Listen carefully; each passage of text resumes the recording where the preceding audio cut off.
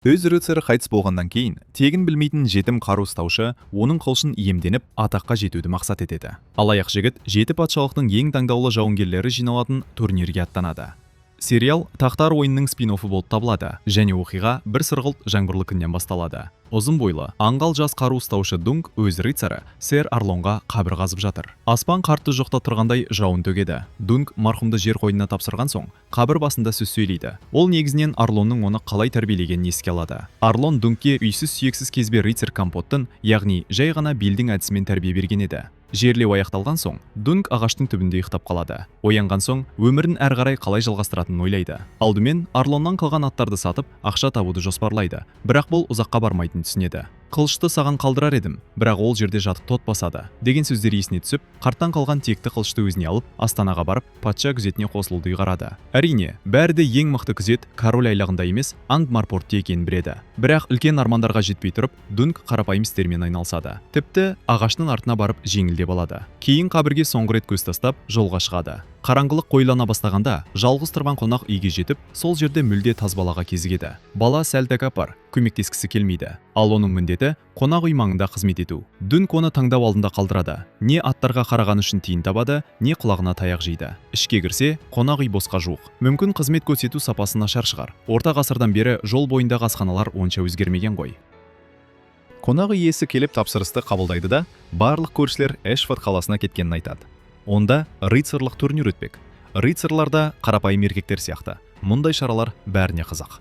Әңгіме үстінде жалғыз басқа қонақ, мас күйінде ұйықтап жатқан асыл текті адам оянып кетеді. Ол пышағын былғап, Дункты түсінде көргенін айтып, одан аулақ жүруді ескертеді. Әлгі адам кеткен соң, Дунк тамақтанып, аттарды алып, Эшфордқа қарай жолға жиналады. Себебі оның ойына жаңа жоспар келеді. Ат қорада ол әлгі баланың өз сауытын киіп, ат үстінде ойнап отырғанын көреді.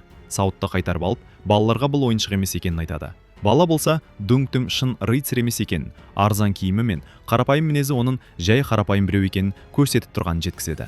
Соған қарамастан, бала жетім екенін, ешкімі жоқ екенін айтып, Дунктың қару ұстаушысы болғысы келетінін айтады. Бірақ Дунк бас тартады. Алдымен өзі тіршілігін түзеу керек. Жолға шығарда балаға тиын лақтырып береді, бірақ бала намыстанып, оны да алмайды. Дунк түн ортасында жолға шығып, таң атқанша Эшфордқа жетеді. Турнир өтетін жерде шатырлы қалашықты келген. Шағын фестиваль секілді. Тек музыка аз, мас адамдар да аз, бәрі біршама таза. Ол жекпе-жек алаңнан өтіп, қамалға барып, ойын шеберінен қабылдауға кіруді сұрайды. Жоғары көтеріліп, турнирге қатысқысы келетінін айтады. Бұл сайыс тек рыцарларға арналғандықтан, Дунк өтірік айтып, сэр Арлон оны өлер алдында рыцарь етіп тағайындағанын жеткізеді. Яғни, ақсүйектер мен қарапайым халықтың көңілін көтеру үшін шайқас жолын жалғастыруды бұйырғандай көрсетеді.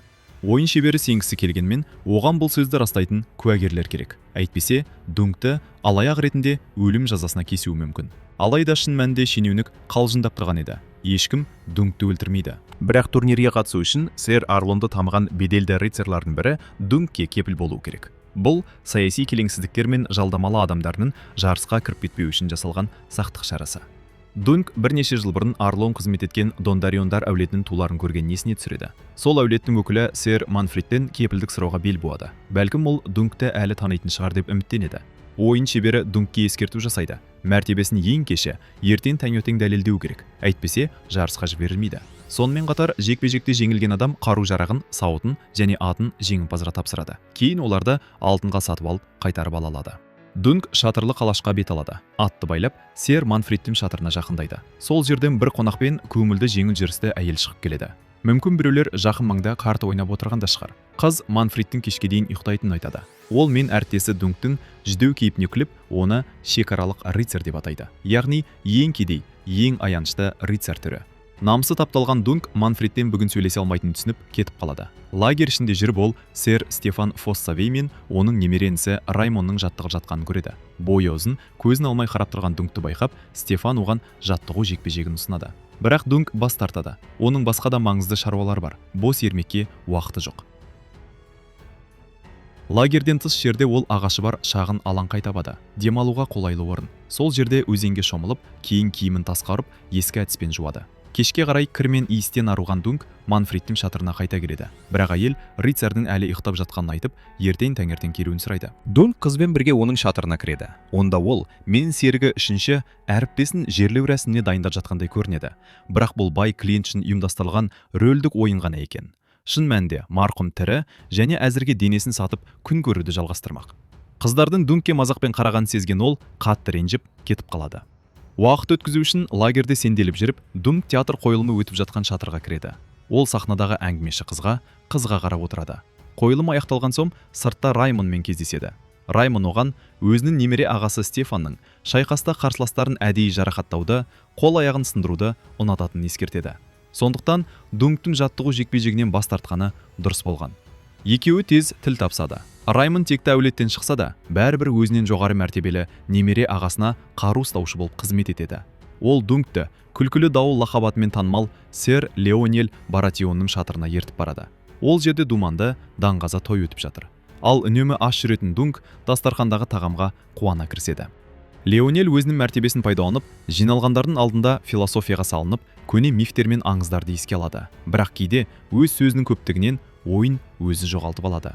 Леонель сондай-ақ ертеңгі турнирде өзін жеңе алған адамға 100 алтын монета сыйақы ұсынатынын жариялайды. Қонақтар тағамнан ауыз тиіп, үстел үстінде билеп, шексіз көңіл көтеруді жалғастырады. Бір сәтте Дунк Леонельдің көмекшісі ымдап, оны рыцардың үстеріне шақырттырғанын байқайды.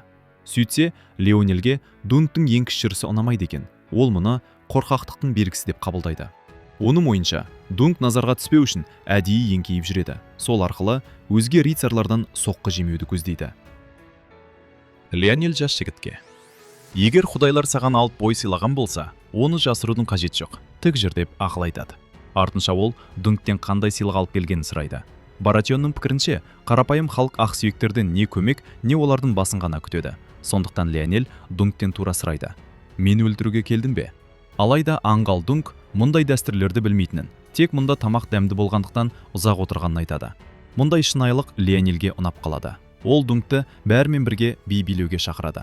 Ұзын бойлы, сәл икемсіз жігітті қозғалысқа келтіру үшін Леонель өкшесімен оның аяғын басып, тезірек қимылдауға мәжбүрлейді. Би қыза түскенде, енді Дунк те Леонельдің аяғын басып, тіпті оны сәл итеріп жібереді. Бірақ Леонель мұны ерсі бірмей, керісінше көңілденеді де биін жалғастыра береді. Кейін, біраз тымыққан соң, ол Дункке неге өзін күлкілі вихр деп атайтынын айтып береді. Бір кездері ол өз батылдығын дәлелдеу үшін дауыл соғып тұрған шақта қайықпен ашық теңізге жалғыз шыққан екен. Дунк болса, керісінше, жергілікті рыцарларға қарсы тұру қиын болатынын айтып, уайымын білдіреді. Ол жас, күшті, жылдам, бойы да ұзын, артықшылықтары жеткілікті. Бірақ қалған қатысушылар бала кезінен бері жаттырып келеді. Ал тәжірибе тойда ішіп қоя салатын нәрсе емес. Дунк не істерін білмей қалады. Ал әңгімелесіп отырған Леонель тым мас болып, ұйықтағысы келіп кеткендіктен кеңес бере алмайды. Леонель кетіп қалған соң, Дунк қонақтар арасынан сэр Манфредті тағы бір әйелді құшақтап тұрғанын көреді. Ол кеткен кезде Дунк артынан еріп, кепіл болуын сұрамақ болады. Алайда Манфред сэр Арлонды да оның қару ұстаушысында есіне түсіре алмай, белгісіз бір қаңғыбасты жақтаудан бас тартады. Жоспарының іске аспағанына қапаланған Дунк шатырлы қала шыққан тыс жердегі өз лагеріне қайтады. Сол жерде ол тавернада кездескен таз баланы көреді. Бала Эшфордқа азық-түлік тиелген арбамен келіпті.